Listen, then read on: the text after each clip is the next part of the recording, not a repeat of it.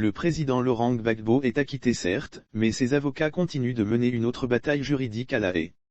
Malheureusement pour eux, ils ont été déboutés ce 13 avril 2022. On ne le dira jamais assez, l'ancien Ivoirien président Laurent Gbagbo a perdu le pouvoir après des élections controversées ponctuées de violence. Il avait été présenté par la presse étrangère comme un sanguinaire, qui élimine les nordistes, partisans de son rival Alassane Ouattara, pour se maintenir au pouvoir. Rappel des faits pour mieux comprendre la procédure. Ainsi a été dépeint Laurent Gbagbo par la presse internationale. Malgré cela, il a été acquitté par la Cour pénale internationale, CPI. Pour polir davantage son image sur la scène internationale, ses avocats ont déposé le 19 juillet 2021, une requête sur la table des juges afin qu'il soit créé une base de données publique consultable par tout le monde.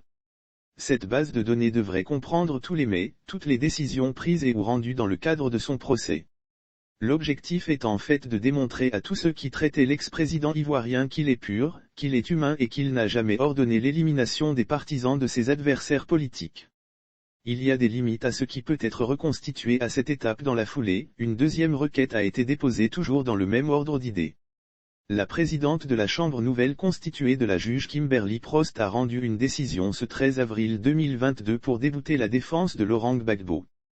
La Chambre note que la Chambre de première instance y a utilisé des procédures plus informelles pour maintenir un compte rendu de ses décisions et, par conséquent, il y a des limites à ce qui peut être reconstitué à cette étape, compte tenu notamment des contraintes de ressources.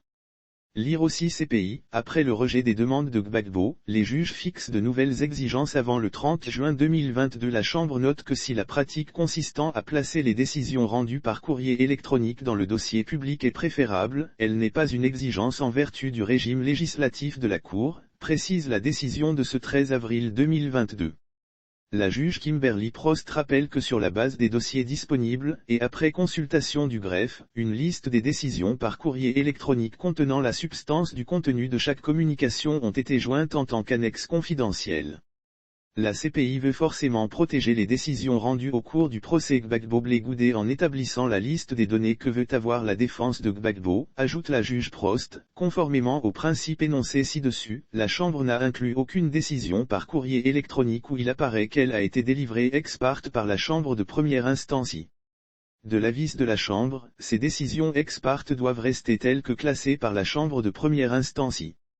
La Chambre charge le greffe de consulter les parties et participants en vue de générer une version publique de la liste, avec les suppressions nécessaires, qui peuvent être versées au dossier public.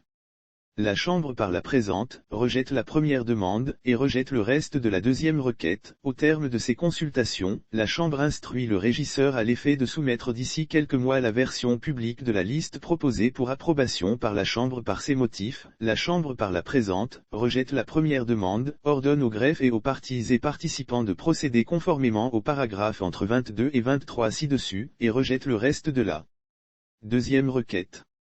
Un vrai désaveu pour Maître Emmanuel Alti, l'avocat principal du fondateur du PPAC.